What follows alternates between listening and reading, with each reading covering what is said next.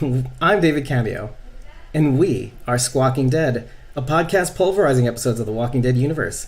Sometimes we give you news, sometimes make you laugh, but most times we go deep. Today is definitely no exception. It's been a while. It's been kind of a month since we've actually seen you. Well, 3 weeks or so. We did our interview with Bailey Gavalik. We did the mid-season finale of Fear the Walking Dead Season 7, as well as the series finale for The Walking Dead World Beyond. But I'm so happy to be here with you presenting this episode, this interview with Christine Evangelista, hosted by our hostesses with the mostesses, Cosmom09 Rachel Bird and Sharon D.A.K. Blazy Gardner. A couple of bits of catch-up since we've last seen you officially.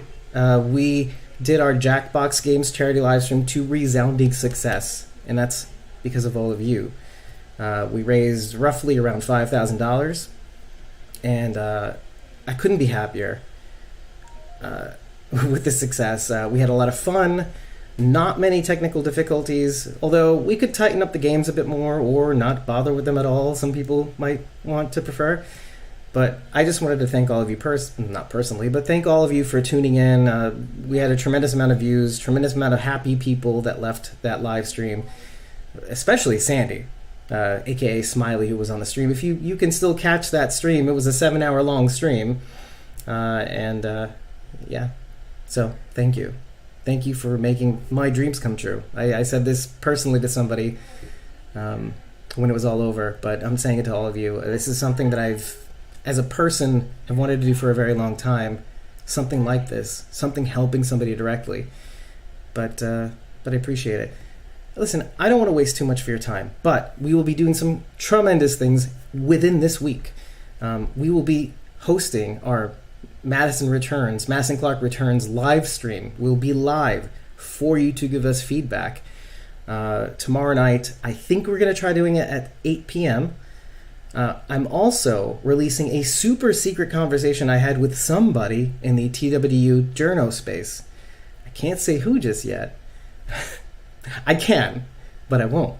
I will try to be releasing that on Tuesday night. So that's the 15th. So look out for posts regarding that within the next couple days. Well, next day, I guess. Other than that, I don't know what else there is. Chat, tell me, have I missed something? In any case, thank you for showing up. And here, without further ado, here is our interview with Christine Evangelista. I'm not going to waste your time. It's an hour-long sit-down, lovely chat. I learned so much about underwear. I'm going to leave you with that. And Christine, being a New Yorker, it was great to kind of talk to her about that, about Half Naked Podcast, as well as her roles on both The Walking Dead and Fear the Walking Dead, and the crossover in between. And it's really great to get her take. So without further ado, here is the interview. See you in the chat.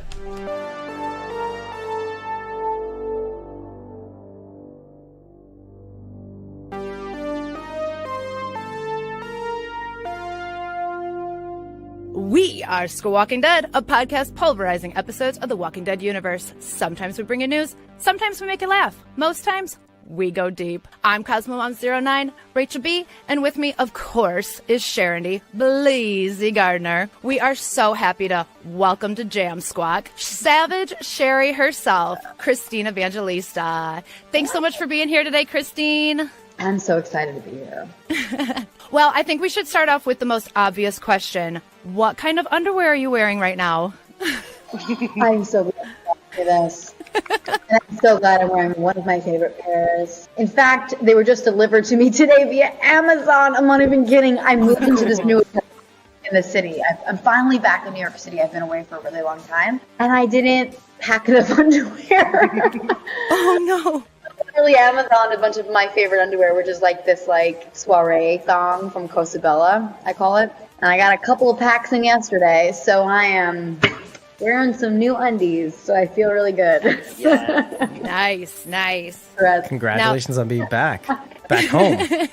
So good to be back home. So for those of you that don't know, Christine's the host of her own podcast called Half Naked with Christine Evangelista. She starts off every episode by asking her guest what kind of underwear they're wearing right now. So Christine, what inspired you to start this podcast, and where did the underwear question come from? Totally. Such a good question. question. I fell in love with lingerie and underwear, and I just thought it was like the first thing we put on every day kind of like sets the tone for the mood and stuff. I felt my relationship to changed to it so much over the course of my life, you know, whether it's through like just age or experiences, and I started designing lingerie and underwear. And then I was like, well, I need to know more about it. So I want to kind of create this platform, a digital platform, to be able to talk to people that are professionals in the industry. And it was all really during COVID, where I could just start working on my brand and the business aspect of it, because we couldn't go to trade shows and meet each other. So it was kind of created as medium through then. And the more I spoke about it, I remember being at a dinner once with like Brooke Shields, and Brooke Shields was really famous for a lot of things, but for that Calvin Klein ad that she did in her underwear.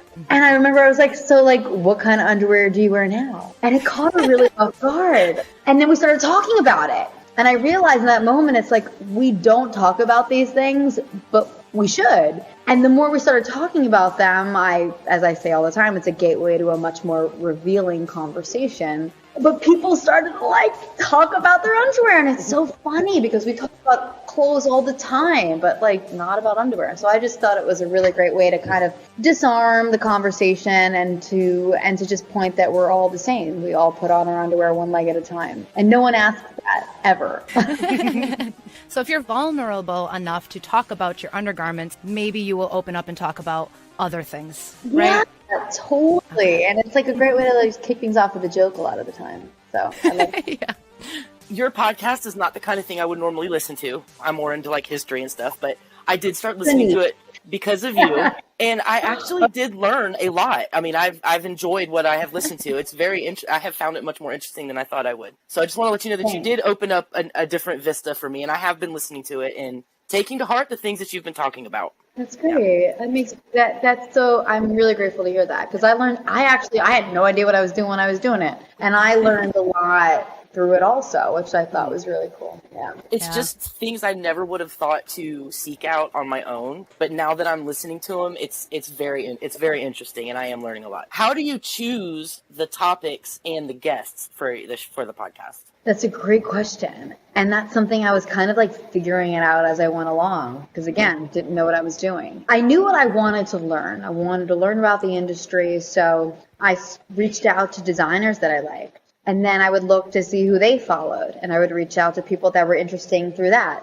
So it was all through kind of like, oh, what do I want to learn today? It was like topic of relationships. Then of course, underwear is such a taboo topic. I wanted to talk about more taboo topics, and started to look under relationship therapists and found some really interesting women to talk to. And then I started looking under women's health and found some really interesting women to talk to. And that was like one of the more empowering aspects of the podcast for me, was that I would craft the letter, send it out to somebody that I thought was really interesting and that I admired and I wanted to learn from, and await their response. And I thought that was really cool. It was like this really great little pen pal relationship to just get to know somebody. And I really loved podcasts for that, for giving me the opportunity to do that. And I found some really fucking kick-ass, awesome women, and I learned a lot from them. And that was my favorite thing, of finding the women that I wanted to talk to and then messaging them directly, it was cool. I was so nervous doing it all the time, but I found it. I understand that. I totally understand that.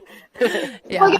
Are they going to see this? Are they going to care? And yeah, it makes you feel really good. Yeah. I get it. Have you considered ever interviewing a guy, or has it happened? B, has any male or female answered what underwear to the initial question? Oh, totally. There's been a few commandos, for sure. Salutes. There are some guys that I did interview, and I'm going to release. But initially, I just wanted to start with women, solely because what I was interested in, I think a lot of the designers, I was interested, female business owners, I thought that was really interesting to me. But I did expand to men also. I asked that question specifically because it sounded more like women-centric. Your underwear, is that what's going on here? No comment. I'm going to mute David, my mic now. Thank what you. underwear are you wearing, David? I don't want to answer the question. Shall not be repeated. Okay. Dave, that's funny that you asked that question because on my way home from school today, Christine, I actually listened to your episode with Kelsey Darragh. Oh, yeah, she's great. Yeah, she was one of them. The one that really stuck with me was, I don't remember her name, but the one who did the pole dancer.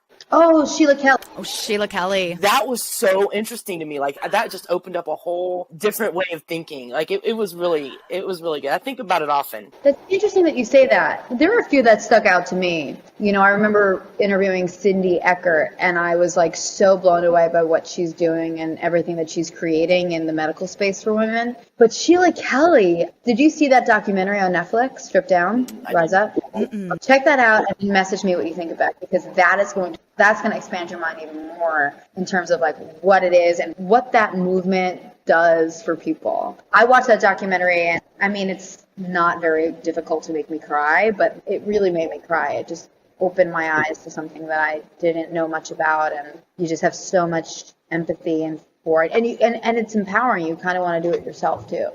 I loved what Sheila Kelly was saying about touching every inch of ourselves and what that can like awaken in us. And I'm like, I never thought about it that way, but it's like, if you pay attention to what you're doing, like it really does. You react to that touch, or, you know, in a good or bad way, obviously, but yeah, you can really find out a lot about yourself. I thought that was beautiful. Well, I mean, you learn about your body in a way that you normally wouldn't do, because how many of us just normally walk around and touch ourselves? We don't do that. So if you take the time to do it, you'll learn about your body in a whole different way than you knew it before. You said that one of the things that excited you the most was contacting all of the women and getting responses. But what is the most important thing that you have taken away from doing the podcast? I think the most important thing that I've learned is that, you know, we're so much more alike than we are different. And especially when we think of lingerie and these things, they're often kind of like, you know, put us off, or we don't feel like comfortable in it. And it's like, it's weird, it's different. And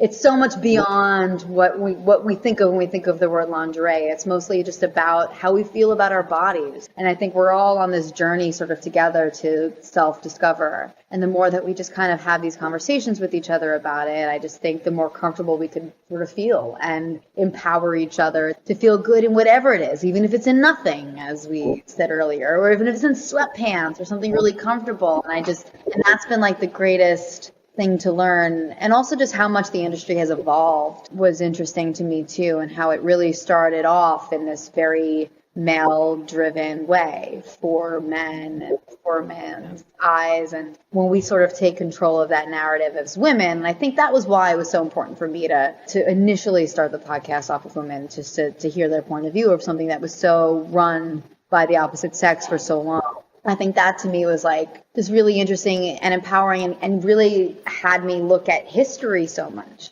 I think I learned so much about history. I mean, going back into the Greek Roman times and what they wore then. And I mean, later in life, and you start looking at the Renaissance, and then you start looking at the American Revolution, and like when women started wearing underwear. Wait, women didn't start wearing underwear until the Industrial Revolution? Whoa. What? That's insane to me. But it was so interesting to pinpoint what was going on, and you start to realize how much society changes, but human nature doesn't. And like that was something that was really interesting to me. I feel that because I'm really into history, and that's one of the things that I love to identify is we're exactly the same as the people in the Middle Ages and in the Greek, Roman times, Greek times. We're all the same. We're the same people. The only thing that the environment's changed, what's around us has changed, but people, we're the same. Same fears, same quirks, same foibles. It's all the same. So I listened to your podcast on Audible today, but where else can we find Half Naked with Christine Evangelista?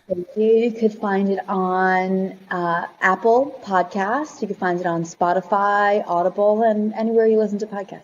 One of the things I love following on your Instagram are your doggies. They're so cute. They're so cute. They're rescues, right? Total rescues. And both like in my lap in very different ways. Growing up in my house, we always had we were a wayward home of animals. Anytime someone would move or die, we would get their animal. We always had just some cat would give birth in my yard, and we would have a bunch of kittens, hamsters or dogs, and we just always had lots of animals, and I just love them so much. So when I moved into my own place, and I just knew I wouldn't be comfortable without a dog or a cat. I rescued a cat from Mexico who currently lives with my parents.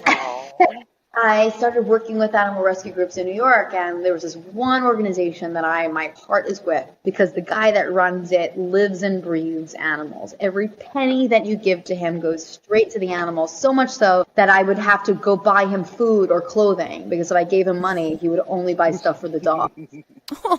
His name's Michael. He's a patron saint, in my opinion. One day, I met him on 6th Avenue in Greenwich Village, and he's like, Christine, my shelter's too full right now. I need you to take a smaller dog so I could take some big dogs and put them in the shelter. And he opened the trunk, and there were these 2 Chihuahuas to choose from. And this one kind of jumped up at me, and I was like, okay, I'll take him for a few weeks. So I took Buddy home with me, and I had no intention of adopting a dog at that point. My dog had passed away maybe 2 weeks earlier. And I fell in love with Buddy, and I thought he was such a cool dog. That weekend, he got adopted from this other couple, and I was devastated after he got adopted, really devastated. The next morning, they called me up, and they were like, you know what, actually, it's not the right fit. This isn't the right time for us to adopt a dog. And I met them at the 59th Street train station in the city, and they passed Buddy over the train tracks, and they're like, sorry. And I'm like, no, thank you so much. This dog is and I looked up my stairs, and I'm like, I don't know what you did, but I think you just wanted to come back to my house.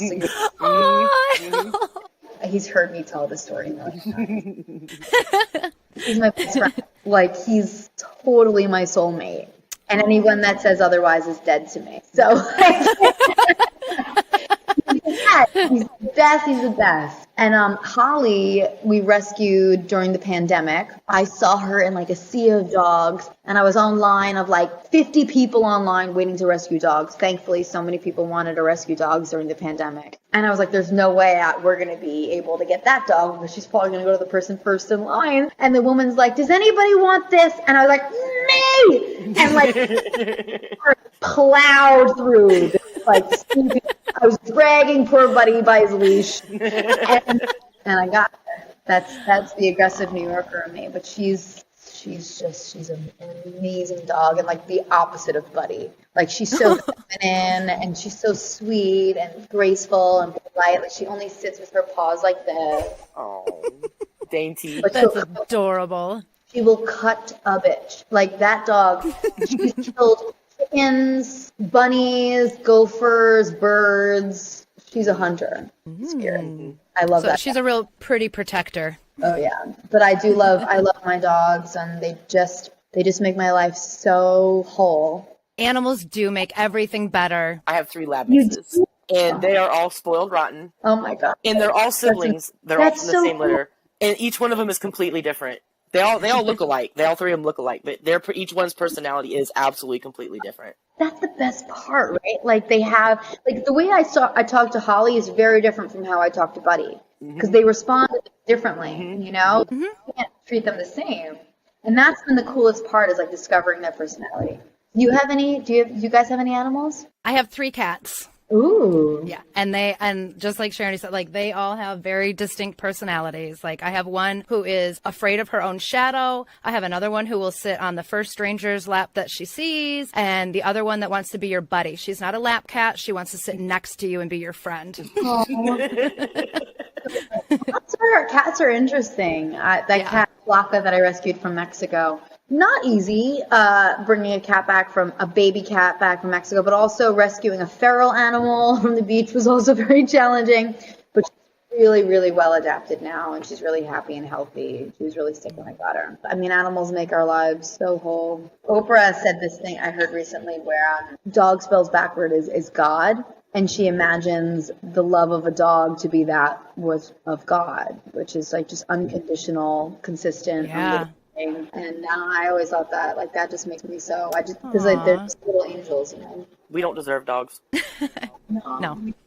The video you posted the other day with your dogs going out in the snow and then turning around and coming right back, and they did it 3 times. I laughed. I legit laughed for 10 minutes over that. It was so funny. Nope. So much. I want to go outside and pick up them. Yeah, it's so Another thing I love seeing in your stories in your feed is your cooking.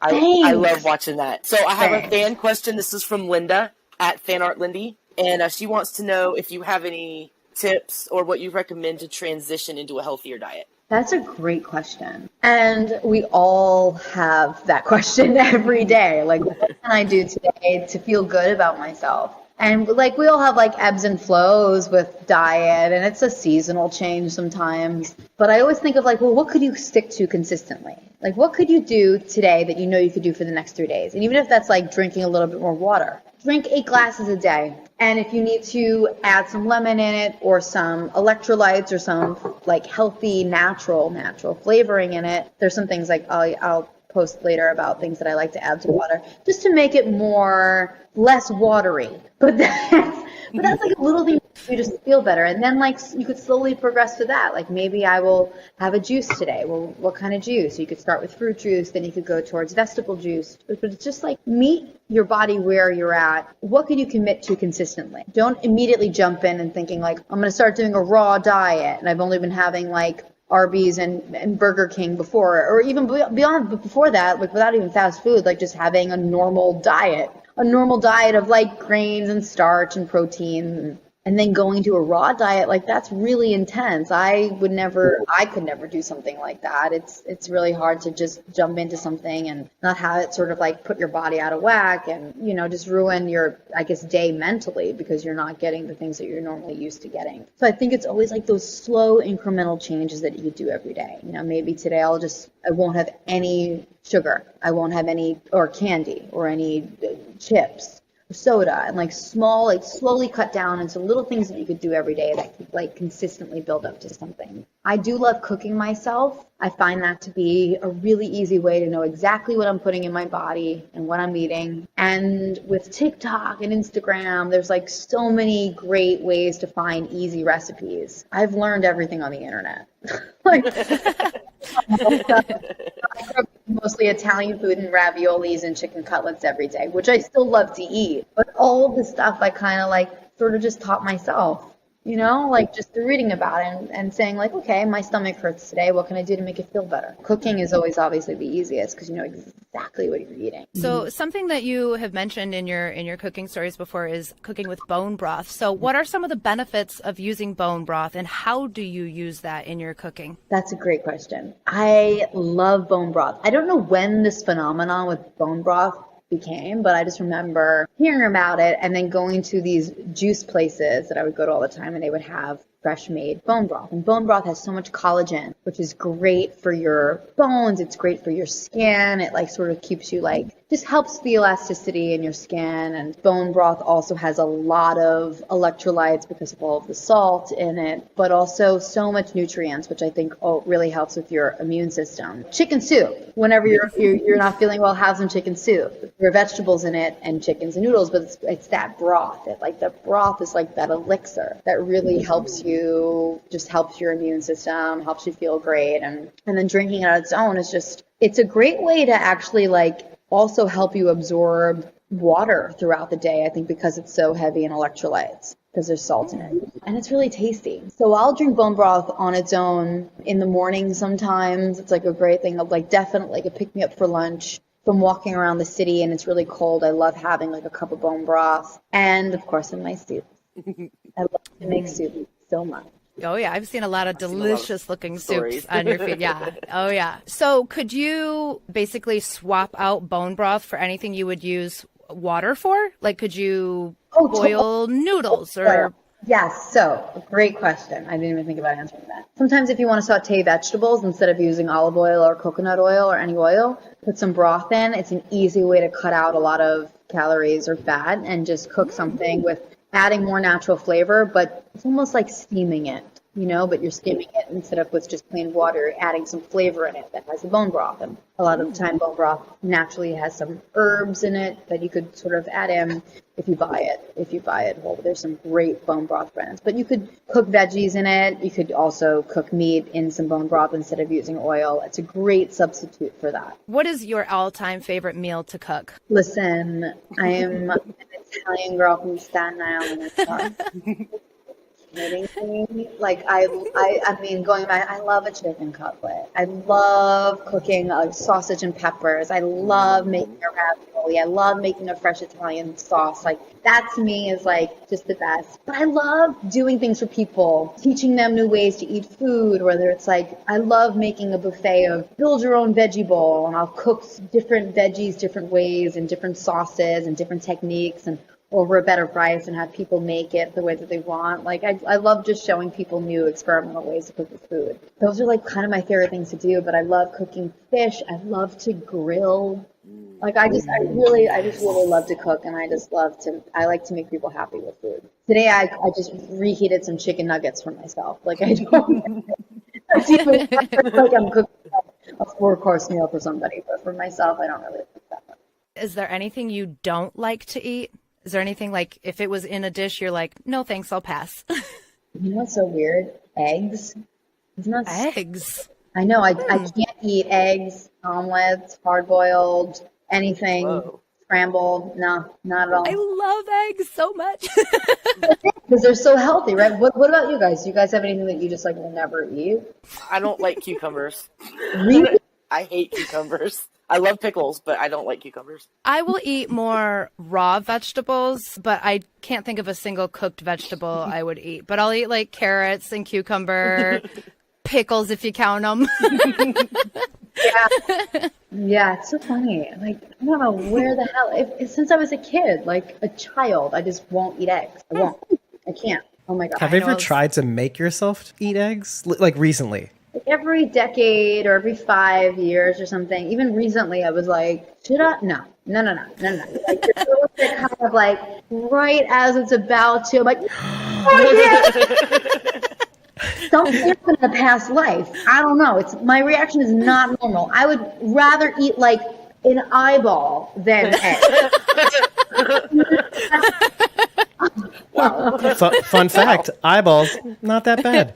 Okay, you're David, ew. You're from New York. I'm a Southern girl, so I'm going to ask if you've ever had grits. Oh, Shrimp and grits? Are you kidding? It's amazing. Yes. With hot sauce? Yes. Right. First of all, I could eat shrimp. That's another thing. I'll have shrimp for breakfast. There's nothing I love more than cold Chinese food for dinner. So or breakfast, I'm sorry, I should say. Cold Chinese food for breakfast. But I love shrimp and grits in the morning with hot sauce. So good. Yeah, fuck eggs. Yeah, so good. Yeah. I'm gonna make Rachel try some when we're in Atlanta for Fandemic. I've never had grits. I know, grits?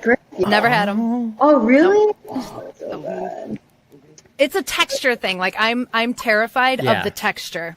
Oh. I'm so scared. Yeah, it's kind of like what? Like oatmeal, no? Yeah, it reminds me of like tapioca pudding. But it's warm. Tapioca's like big balls. It's not like that at all. Oh, okay. Yeah. And it's cold. Yeah. It's not gelatinous. Yeah, it's like, Okay. It's smooth and warm and just comforts your insides. It hugs your insides and comforts them. Yeah. She already assured me that I would like them.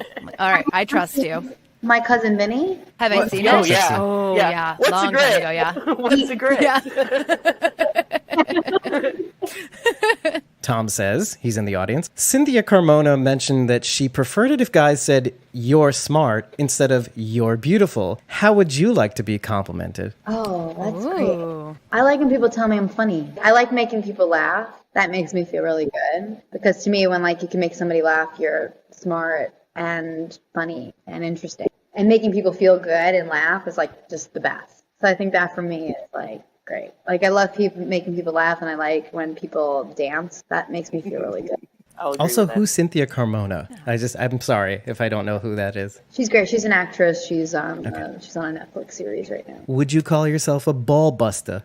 100%. Matter of fact, 100%. We always put a call out for fan questions before an interview. And I have to say that by far, you received more questions than anybody we've had on the show before. So many. Wow. We had to weed out a bunch of them, okay? Our first fan question is from Matthew, who's at multifandom407. How did it feel joining Fear after being gone from the Walking Dead universe for so long? Did it feel like a homecoming? Was it a new, different experience? I mean, it's definitely like a homecoming in the sense that like there's so many familiar faces, but it's also like being asked. Oh my God, I'm thinking of this right now. Being asked to prom. It's like I was that we wanted to go to for a long time, but like it's kind of like, oh my God, you guys are inviting me.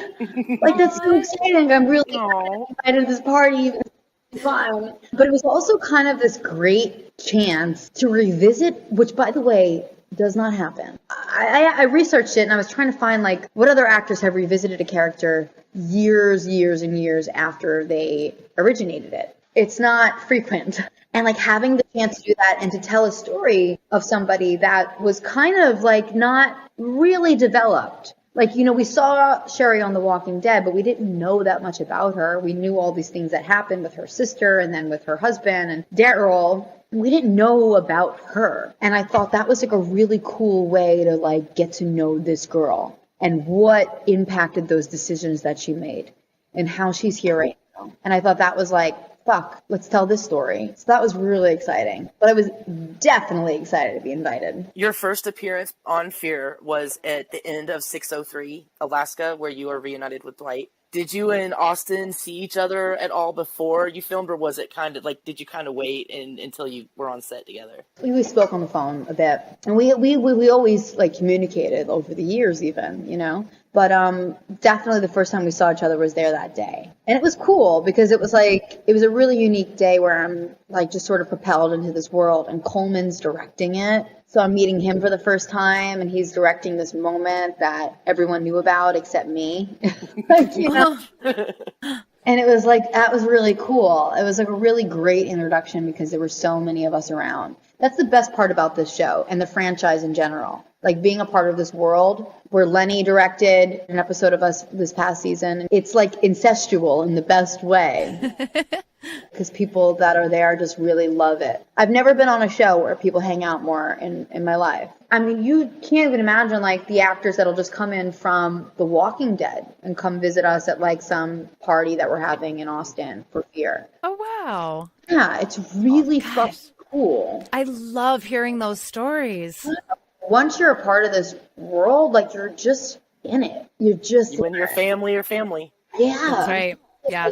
It's why the show is so successful. It really is because you have people that are just so grateful to be there. It's so funny when Sharon and I say quite often how we try to explain our Walking Dead family to our immediate family, and they don't get it. You know what I mean? They're like, oh yeah, your computer friends. I'm like, no, it's so much. It's so much more than that. There's something that bonds you. That's like the best part.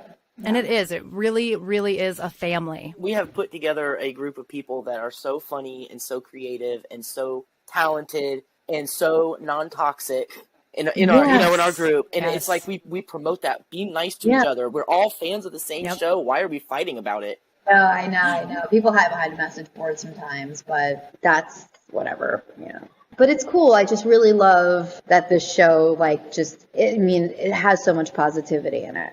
You know, the other day when we were filming last over, you know, the fall, winter, and like Chandler's like just at the party, and you're like, oh yeah, he's working on something, and it's like, okay, cool, like that's kind of awesome. Like I've been on many shows, like that doesn't happen, you know, like there's something really special about this show where people like just stick around and they want to get to know everybody. Says a lot about the environment that it creates. You know, everyone wants to be there. That's beautiful. Yeah, for sure. We see when you guys post pictures behind the scenes and everybody's just hanging out and having a good time, and it seems like you're all just really good friends. And that's another thing we love. Everybody you all just love each other too. We're so proud of each other. Like our Fear family thread, like forget it. It's like we're celebrating this person. We have a birthday. We're posting photos. Doing another movie. We're like, yeah! Like, it's so cool. It's like really great to see like people that you respect so much like be happy and succeed, and it's cool to celebrate. Thanks, guys. Thanks for noticing that. And we love watching all the projects that the TWU actors are in. Like you said, once you're in this family, you are in this family, and we are going to support you in all of your projects. I mean, even if maybe a character is no longer on the show, you are still so much a part of that family, and we are going to watch whatever it is the next project you're working on. Like, we're going to be there. We're going to have a watch party for you. We're going to support you in every way that we can. So. That's awesome. Thank you. So we have a question from our friend Aiden, who is maybe possibly still in the chat. He's high, everyone. There he is. Aiden wants to know if there's anything you miss specifically about being on The Walking Dead. You love some of the people that you worked with. Norman's like really cool. Mikey is one of our producers and directors, and he worked on both shows. So there's so much crossover. Geographically, we're in a different place, but we work with a lot of the same people. So I can't say there's much, obviously, Sherry's storyline has been so much more well-defined on Fear of the Walking Dead. So that's been really exciting for me to be there. But it's just kind of like wherever you hang your hat is your home. This is what we're doing. This is where we're going to tell the story. And that's like kind of cool. Tess, who is at Theresa01, asks, what was one of the most physically and or emotionally demanding scenes for you to film on either show? Demanding is interesting. That's an interesting word because it's like there's a lot of like physicality throughout both shows. There's a lot of like it's intense, to live in this sort of like just intensity all the time. You don't shut it off just because the cameras aren't rolling. You like live in it all the time, and it's really hard. Look, there's some crazy fight scenes that are intense, especially when we're shooting in like over 100 degrees and we're outside, especially this past season, we're all like covered up. I remember one scene that was really hard that no one ever really talks about. The episode when Sherry is running to go save Mickey and they're about to go into the wrestling ring. Like, the wrestling ring was fun. It was also difficult, but it was exciting because we were doing so many things. But there was this scene running into the wrestling ring where she's fighting off all of these walkers. And on the day when we were there, it was like, it was well over 100 degrees. We're outside. It's blazing sun. And you're fighting through this sea of people. That was really hard. That was a very hard day. But there's this one scene that's coming up in the second half of this current season that was really hard. And I talk about it on some of the after shows, so I'll let you guys know after. And I don't want to say why it was really hard, but it was like, honestly, I had like buckets and water, everything was just helping me in between each take because I was just beside myself. I can't go into it without giving it away. But then leading up to the scene, but while you're in the scene, it was also really intense. So the scene itself was intense, and all of the other shit that's happening. It was like this really heavy climax scene. It was at the end of the episode. It was fucking brutal. And yeah, I'll talk to you about it when we do it. I'll be like, this is what I was talking about, and this is why. There's a whole lot of oohs in the chat. Just like what I was doing, I'm like, you can't be serious. Like, what? I can't wait. I'm excited. Thomas wants to know if you've ever driven the MRAP. That's so funny. I haven't. Oh. I haven't. I wish I have. The people that are driving those are people that have like dedicated their lives to driving MRAPs. Full veterans. It doesn't look easy. It does not look easy. The thing is huge. I mean, opening the door hurts. It's like you're like, ow. No, it's not easy. It doesn't. Doing a K-turn in an MRAP is pretty hard. Sorry. Wow. I unmuted at the wrong gosh. moment. This is more of a New Yorker question. Do you have a license? Of course I have a license. I have a license in 2 states. Ooh. Yeah, I did get my license really late in life. I didn't get That's my typical. until I was like 18 years old, which is late traditionally, I guess. I didn't really care. I went to school in Manhattan, so I was always taking public transportation. But my father's a mechanic. My father fixed fire trucks for a living. He worked for the FDNY. So like we always had trucks, and like I always grew up. My grandfather was a fireman. My dad was a mechanic. So like I always grew up in a firehouse. I was always around like trucks. Like my dad would pick me up from school in a fire truck sometimes. So like I always I was around a lot of cars, and my dad was always fixing car. So it wasn't like because of that. I just didn't really, I mean, I went to school in the city, so I had public transportation. But once I started going to California a lot, I needed a drive, which presented its own set of problems. But I like to learn the hard way. So Yeah, just so everybody knows, like Christine actually grew up in Staten Island, and that's kind of like I'm going to say this out loud. Attack me if you want, but it's kind of like New Jersey's tumor, which means you need to you need to drive. I mean, there's just no way around it. I mean, it's definitely like That's Brooklyn humor. Sorry, I'm busting your balls. it's a very working class suburb of the city.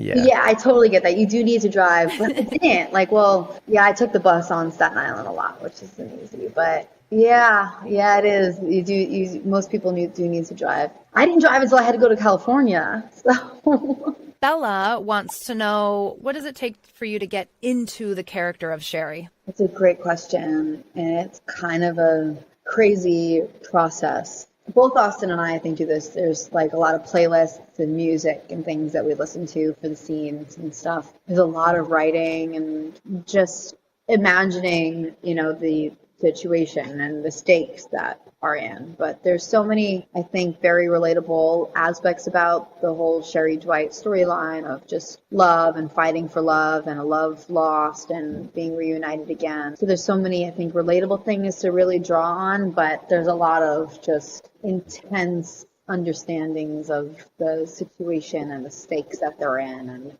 the fight for life. The whole show for everybody, it's a really demanding show of I joke, but it's not a joke, but I liken it to doing Kundalini yoga all day, where you're just breathing intensely, constantly, all day. You're just everything is just so intense.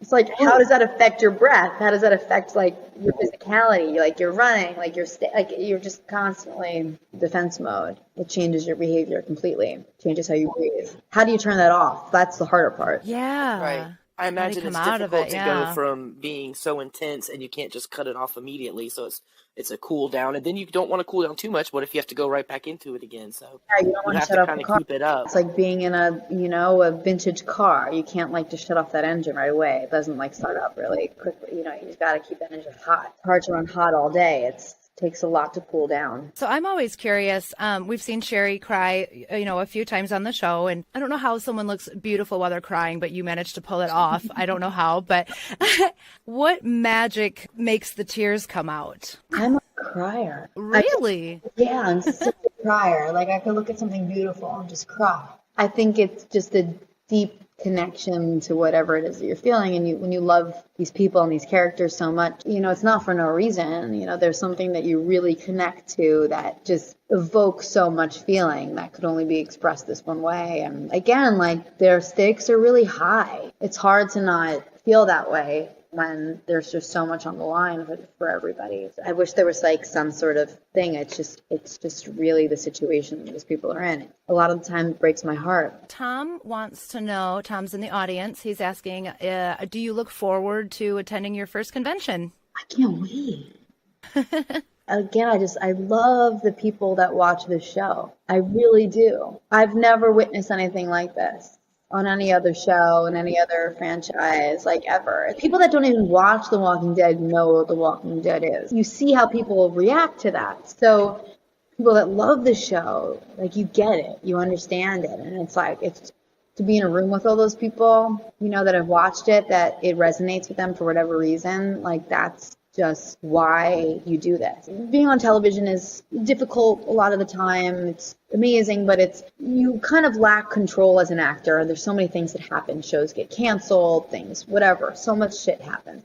I was I just really want to fall in love with what it means to be an actor again. And I'm going to do a play. It was incredible. You make no money doing it, but you do it because you absolutely love to do it. But the best part of it was every night outside of the stage door, there would be some people that waited to tell you how the play resonated with them or what your character was going through, they felt. And you just share these human experiences, and that's why you tell these sort of stories. So the chance of going to a convention where you're with a group of people that this resonated with them for whatever reason, or they were able to tap into their own human experience for whatever reason, that's why you do this thing. That's why you are an actor, to help to connect to those people, to help them connect to their own experience. So like that's fucking cool. It does a lot for people to be able to connect and relate to a character. Yeah, like and to watch why do you like the show so much? Like to like that like to hearing that is like the reason that we like the show so much. So like being able to bond off of that is really cool. Not only do you create connections with us,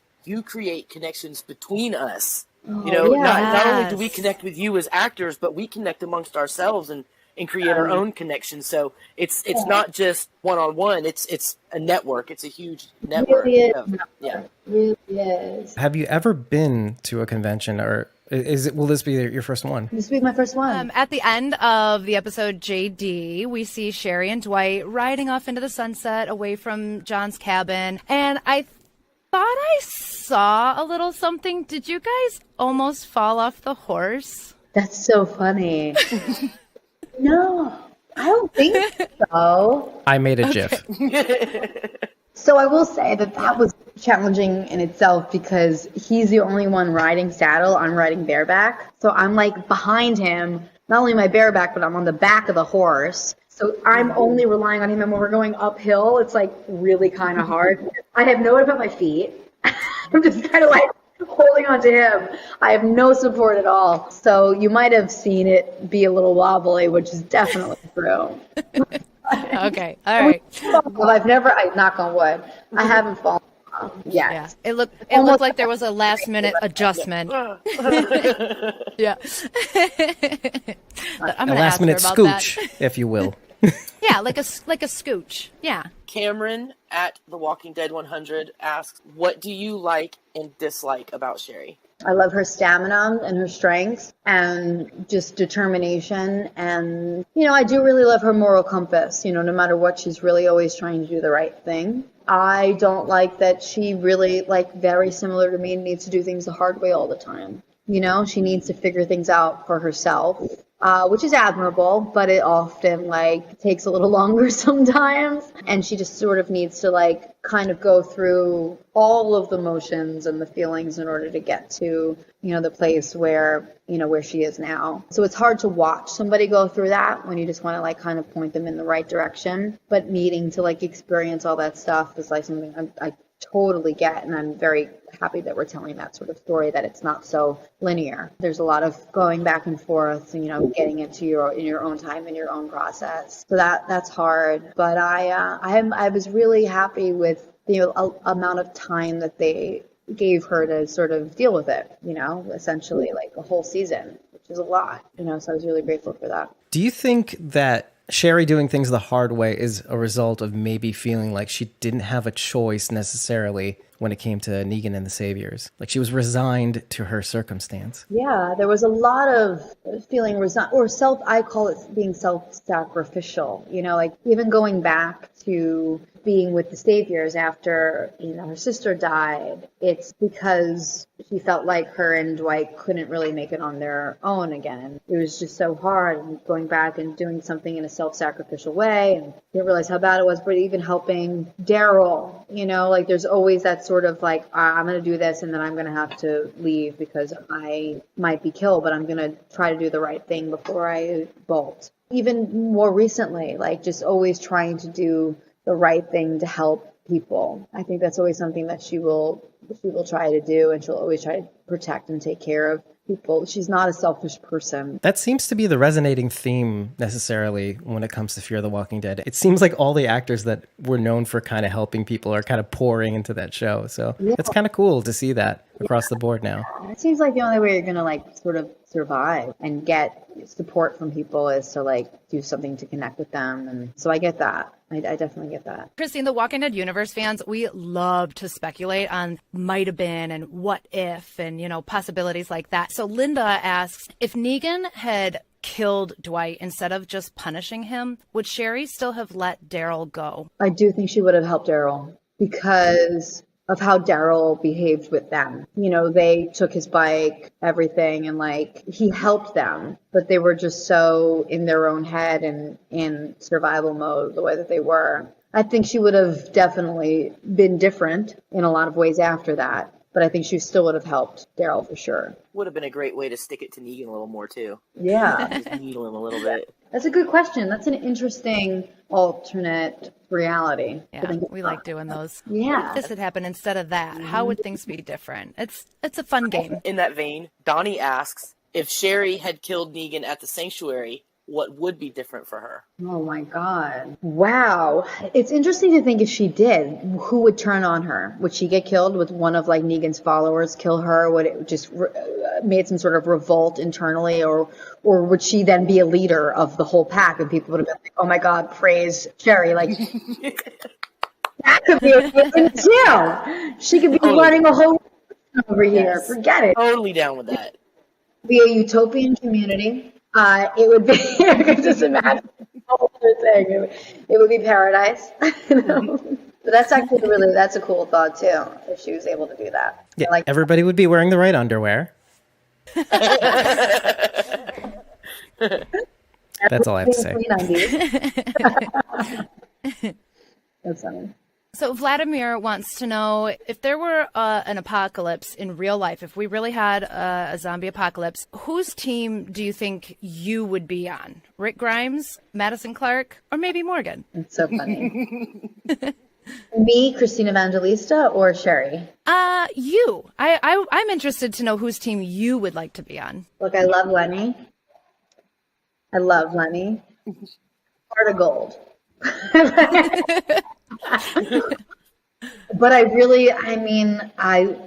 Rick Grimes, man, like I think I would have to say Rick. He gets stuff done, doesn't he? He gets it done. Whether you like it or not. Yeah.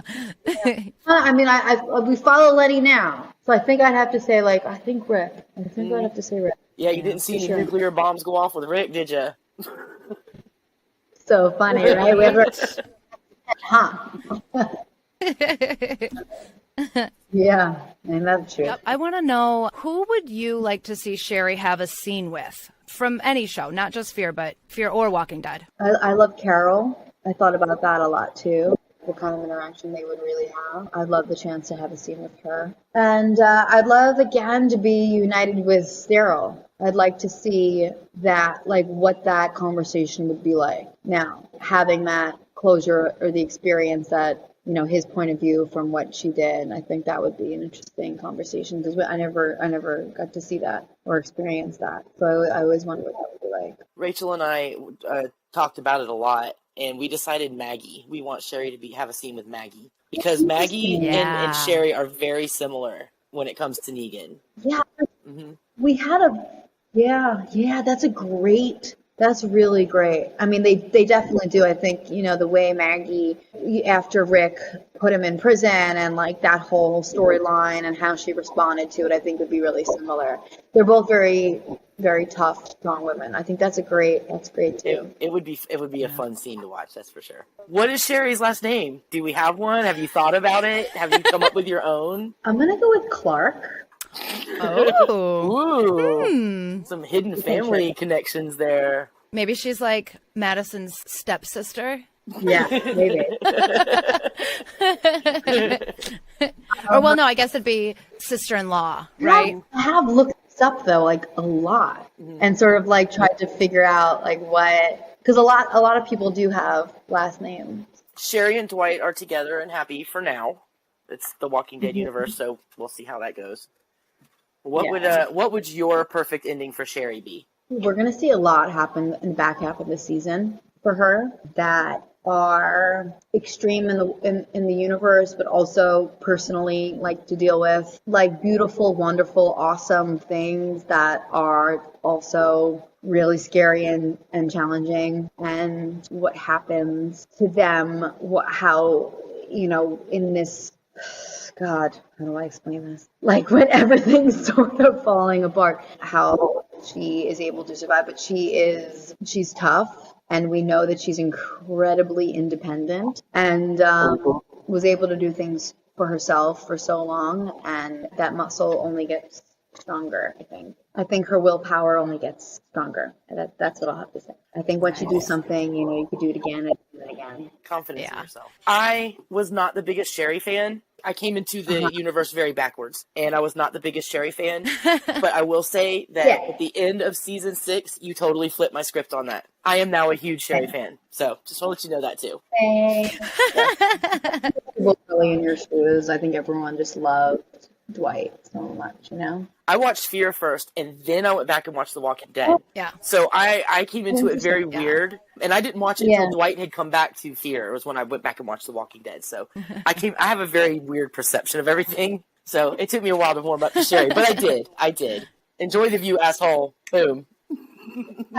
Oh, So funny. that definitely turned the tables. It was such a weird feeling. And Alaska I had the weirdest feeling of emotions watching this episode because I didn't much care for Dwight. I mean, he killed Denise. He was mean to Daryl. Like, I didn't have, like, you know what I mean? But in Alaska, when we see Sherry and Dwight reunite, and I am like bawling my face off, and I'm like, why does he get to be happy? Why am I crying? This is so sweet. Like, oh my gosh, I was feeling so many emotions, and it confused me so much.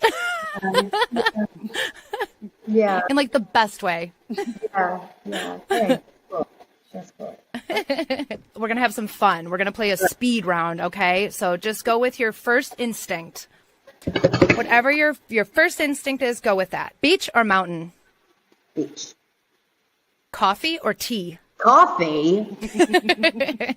Pie or cake? Cake. Unless it's a pizza pie, then that. There we go. Phone or tablet? Phone. Jeopardy or Wheel of Fortune? Jeopardy. Of course. Jeopardy. Of course. Books or movies? Oh, that's so hard, but movies. Mittens or gloves? I just have to go with mittens because they're just so cute. Sweet or savory? Savory. Ooh. Underwear or commando? Underwear.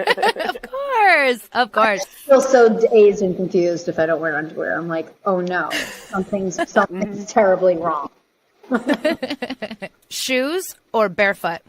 Shoes. Negan or Virginia? Ooh. Let's go with Negan. Ooh, okay. Last one, Dwight or Raleigh? I shook my head when I saw this. I was nuts. Oh, amazing. All right. Those are great. I love these questions. That was fun coming up with them too. We had a good time. Yeah. And to bring it back kind of to the Half Naked podcast, what kind of underwear do you think the characters on Fear should wear? Grace? Oh, that's Grace. Oh my God. Grace is definitely wearing something full bottom, something very dainty and feminine. Maybe I'm just confusing the character, but I imagine a full panty with some paisley print. Ooh, paisley, yeah. June, I see in a cotton, sort of like a boy brief, but underwear, sort of like a cool white, like a normal bikini bottom underwear, but like something with like something cool and like still masculine looking, but feminine. Sarah. I see it in my head. Sarah. A pack of Fruit of the Loom. My thoughts exactly. Yes. Yeah. Yes. Or a poly pack, a 5-pack or whatever. Where one today. And then wears them inside out for the next week. That's right. Sherry. Day 2 underwear.